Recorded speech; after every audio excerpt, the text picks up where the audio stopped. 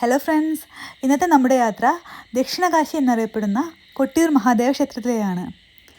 കണ്ണൂർ ജില്ലയിലെ കൊട്ടിയൂർ എന്ന സ്ഥലത്താണ് ഈ ക്ഷേത്രം സ്ഥിതി ചെയ്യുന്നത്.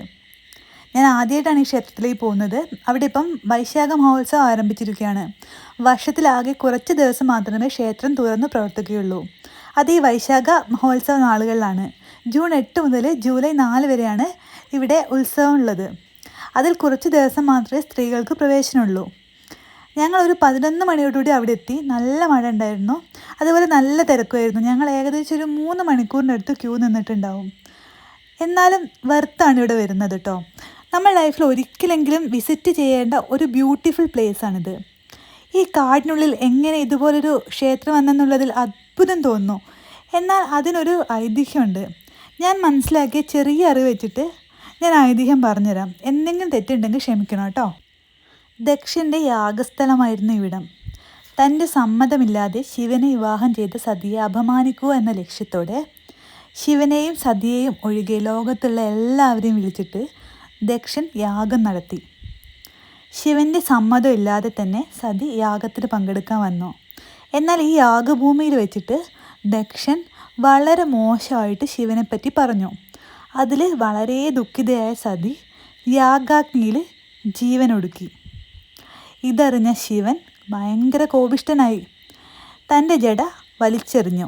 ആ ജടയിൽ നിന്ന് അത്യുഗ്രരൂപിയായ വീരഭദ്രൻ ജനിച്ചു. വീരഭദ്രൻ യാഗഭൂമിയിലെത്തി. യാഗഭൂമി നശിപ്പിച്ചു. വീരഭദ്രൻ ദക്ഷനെ കഴുത്തറുത്തു. ഈ തല ചിന്നിച്ചിതറി.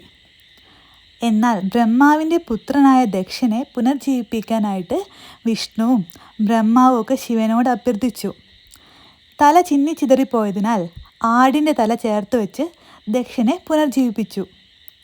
യാഗം നടന്ന സ്ഥലത്ത് സ്വയംഭൂവായി ശിവലിംഗം ഉയർന്നു വന്നു. ആ ശിവലിംഗമാണ് ഇവിടെ ആരാധിക്കുന്നത്. ഇതാണ് ഇവിടുത്തെ ഐതിഹ്യം.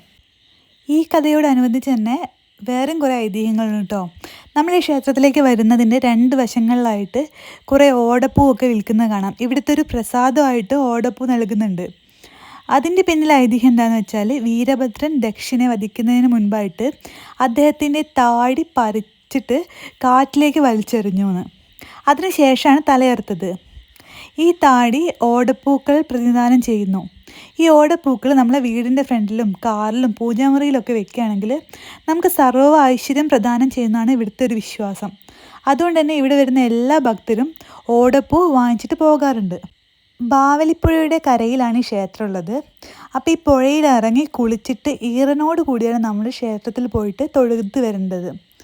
അതിനുശേഷം ഇവിടെ തൊഴുതിന് ശേഷം ഇക്കരെ കൊട്ടിയൂരും പോയി തൊഴണം എന്നാണ് ഒരു വിശ്വാസം. അതെന്തെന്ന് വെച്ചാൽ, ഇവിടെ 2 ക്ഷേത്രങ്ങളുണ്ട്, അക്കരെ കൊട്ടിയൂരും ഇക്കരെ കൊട്ടിയൂരും.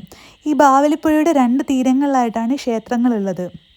അപ്പം ഈ ഇക്കരെ കൊട്ടിയൂർ ഒരു സ്ഥിരമായിട്ടുള്ള ക്ഷേത്രമാണ്. എല്ലാ ദിവസവും പൂജ ഉള്ളതാണ്.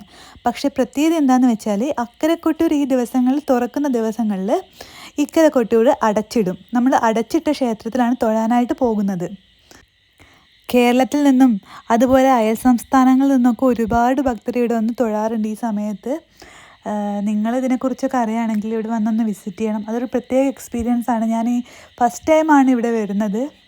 എനിക്കെന്തായാലും ഇവിടെയൊക്കെ ഇഷ്ടപ്പെട്ടു. നല്ല അടിപൊളിയാണ്. മഴയായിരുന്നു ഒരു ചെറിയ പ്രശ്നം ഉണ്ടായിരുന്നത്. എന്നാലും നമുക്ക് നന്നായിട്ട് തൊഴാൻ പറ്റി. നിങ്ങൾക്കൊക്കെ വീഡിയോ ഇഷ്ടമായെന്ന് കരുതുന്നു. Thanks for watching.